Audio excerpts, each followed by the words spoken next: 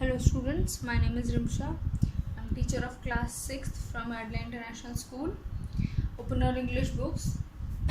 हमने इसका चैप्टर 2 पढ़ लिया जो एक पोम थी माई ब्रेव मदर.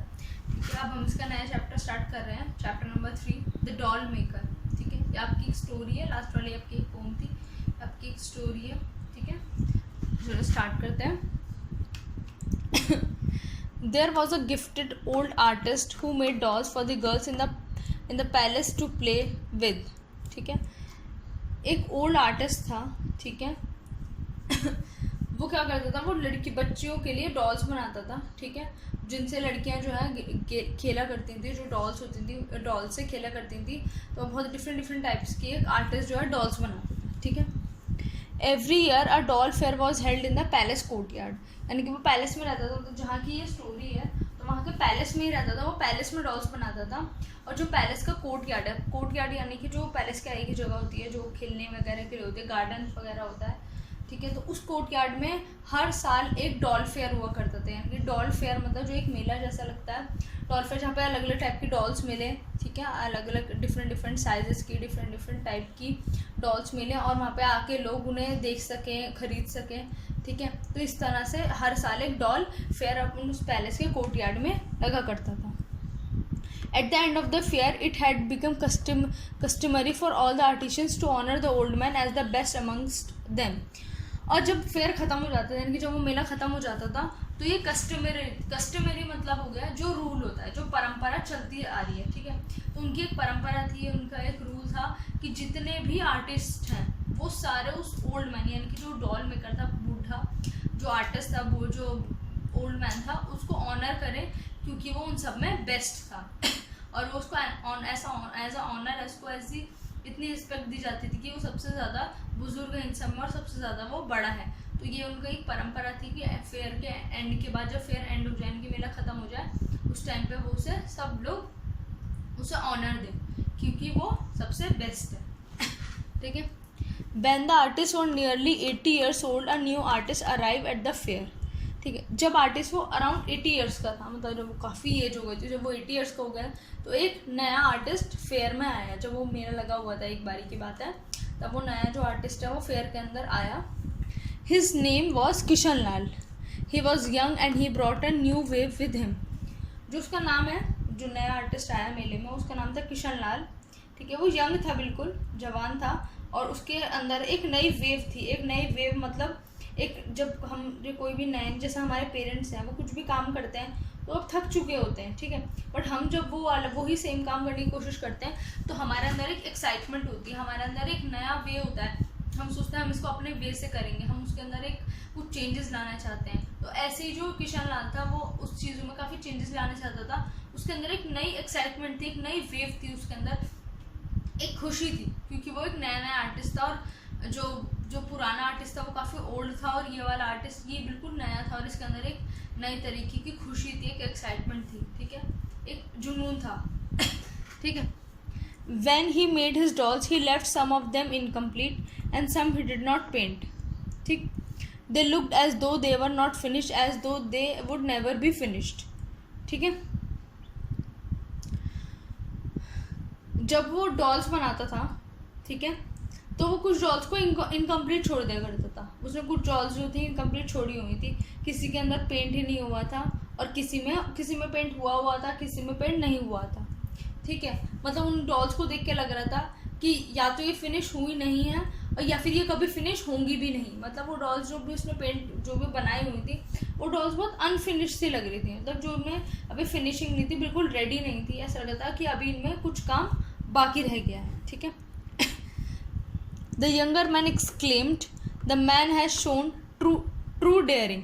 ठीक है, तो एक किसी इंसान ने कहा कि इस इंसान ने बहुत ही डेयरिंग का काम किया है कि मैं एक नया आ गया और यहाँ पे अधूरी इनकम्प्लीट जो है वो अपने फेयर में दिखा रहा है, अपने फेयर में लगा रहा है वो.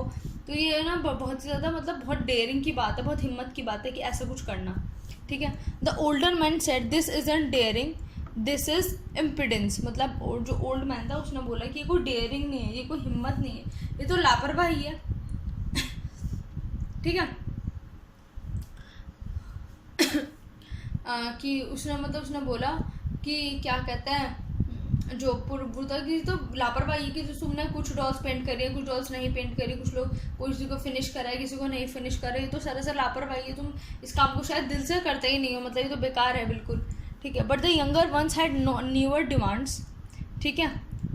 बट जो नए यंग वंस थे उनके अलग अलग डिमांड्स। जो ओल्ड मैन था वो जो वीडियोस बनाता, वो जो डॉल्स बनाता था, वो डॉल्स जो है पुराने टाइप की होती थी, वो उनको बेशक फिनिश करता था, अच्छी बनाता था, बट वो थोड़े पुराने टाइप की होती थी।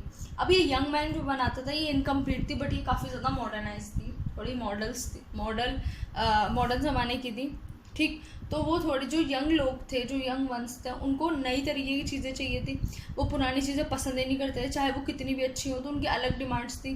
तो जो नई छोटी एज की जो लड़कियां थी उन्होंने बोला कि हम यही वाली डॉल्स चाहते हैं, ठीक है। यही वाली डॉल्स चाहने का मतलब है कि जो यंग मैन ने बनाई थी, जो नया डॉल में कराया था, वो उसी की डॉल को चाहती थी, क्योंकि वो उन्हें कुछ अलग लगी थी, वो उन्हें कुछ नई लगी थी, ठीक है। The old servants accompanying them said bogus, जो पुराने क्या कहते हैं, जो पुराने वो थे सर्वेंट्स थे, उन्होंने मतलब ऐसे बोला कि ये तो बेकार है, मतलब जेन्युइन नहीं है, बिल्कुल बेकार है उन्हें, क्योंकि वो भी सब पुराने ही ज़माने के थे, पुरानी चीज़ें ही उन्हें अच्छी लगती थी। तो उन्होंने ऐसे बोला उसको देख के कि ये क्या है, बोगस, मतलब बिल्कुल बेकार, बिल्कुल भी जेन्युइन ना होना वो, ठीक है। But that only made the girls more determined to buy the new dolls. But girls को क्या लग रहा था कि वो सिर्फ वही डॉल्स खरीदना चाहती हैं, वो सिर्फ नई डॉल्स ही खरीदना चाहती हैं, क्योंकि वो एक नई डॉल्स उन्होंने देखी थी, तो उनका बिल्कुल पूरा दिल था कि वो नई तरीके की डॉल्स खरीदना चाहती हैं, वो पुरानी डॉल्स खरीदना नहीं चाहती, ठीक है। Soon there were no crowds in old artist shop. फिर जो ओल्ड आर्टिस्ट था उसकी शॉप पर कोई भी क्राउड नहीं रहा, क्योंकि जो सारे बच्चे थे, सारी लड़कियां थी, वो नई वाली डॉल्स लेना चाहती थी, पुरानी डॉल्स कोई भी लेना चाहता था। तो जो फेयर लगा हुआ था उसके अंदर जो ओल्ड मैन था वो बिल्कुल खाली खड़ा रहा, कोई भी उसकी शॉप पे, जब पहले क्राउड बहुत ज़्यादा रहता था, बट अब उसकी शॉप पर बिल्कुल भी क्राउड नहीं था।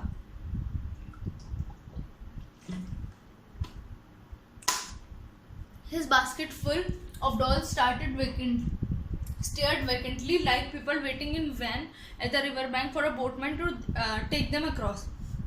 उसकी जो बास्केट थी, ओल्ड मैन की जो बास्केट थी, वो पूरी डॉल से भरी हुई थी, ठीक है। और वो ऐसा लग रहा था कि जैसे वो लोगों को देख रही है, सिर्फ इंतज़ार कर रही है लोगों का, इस तरह से इंतज़ार कर रही है जैसे कि किसी नदी के किनारे पे लोग बोट का इंतज़ार करते हैं कि कोई बोट आए और हमें दूसरे किनारे पर ले जाए, वो हमें रिवर क्रॉस करा दे।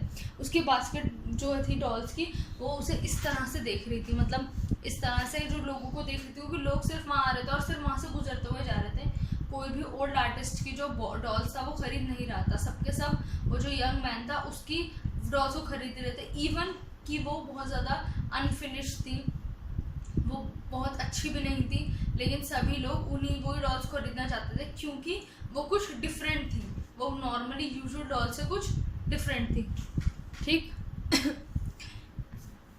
1 year and then 2 years went thus that everyone seemed to forget old man. 1 साल बीता, फिर 2 साल बीते, मतलब 1 साल में उसके फेयर में किसी ने डॉल नहीं खरीदी, फिर नेक्स्ट ईयर भी फेयर में उसकी डॉल्स किसी ने नहीं खरीदी।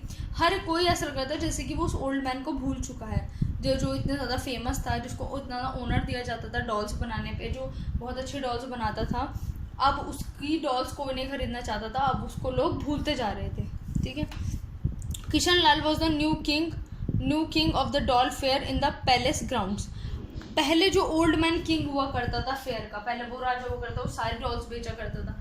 अब किशन लाल फेयर का नया किंग था, ठीक है, क्योंकि अब उसके पास सारे डॉल्स आते थे, पूरे पैलेस ग्राउंड में सिर्फ उसी की डॉल सबसे ज़्यादा बिकती थी, तो अब वो फेयर का नया राजा बन चुका था, नया किंग बन चुका था। The old man was downcast. अब ओल्ड मैन जो है वो बिल्कुल, उसकी हिम्मत टूट गई थी, वो बिल्कुल ऐसा हो गया था कि उसकी डॉल्स अब बिकती नहीं थी, इतने 2 साल बीत गए थे, तो उसकी हिम्मत बिल्कुल टूट गई थी, उसको लग रहा था कि अब उसकी डॉल्स नहीं बिकेंगी। His income had fallen drastically. उसकी इनकम भी एकदम ख़त्म हो गई, बिल्कुल ड्रास्टिकली गिरती चली गई। पहले उसके काफ़ी पैसे होते थे, उसकी डॉल्स बिकती थी, अब उसको डॉल्स ही बनाता था वो, जब डॉल्स नहीं बिकती थी तो उसकी इनकम भी बिल्कुल ख़त्म हो गई, ठीक है। Eventually his daughter came to him and said come and live with us. तभी उसकी बेटी आई और बोला कि अब आप आ जाओ और हमारे साथ रहना शुरू कर दो। मतलब पहले वो पैलेस में रहता था, ठीक है वहाँ पे डॉल्स बनाता था, पैलेस के अंदर डॉल्स बनाता था, लेकिन अब उसकी इनकम बिल्कुल ख़त्म हो गई थी। तो उसकी बेटी ने क्या बोला, अब आप ऐसा करो, अपना घर ये सब छोड़ो, अब आप हमारे साथ आके रहना शुरू कर दो, क्योंकि अब उसके पास बिल्कुल भी पैसे नहीं थे, ठीक है। यहाँ से मैं आपको नेक्स्ट क्लास में पढ़ाऊँगी। जो ये पिंक वाले वर्ड्स हैं, ठीक है, वो आपको नीचे वर्ड मीनिंग्स में दिए हुए हैं, तो आप यहाँ से देखकर अपने मीनिंग्स लिखते जाना। यहाँ से देखकर आप अपने मीनिंग्स लिखते जाना और इसको लर्न भी कर लेना, ठीक है। और यहाँ से मैं आपको नेक्स्ट क्लास में पढ़ाऊँगी, ओके।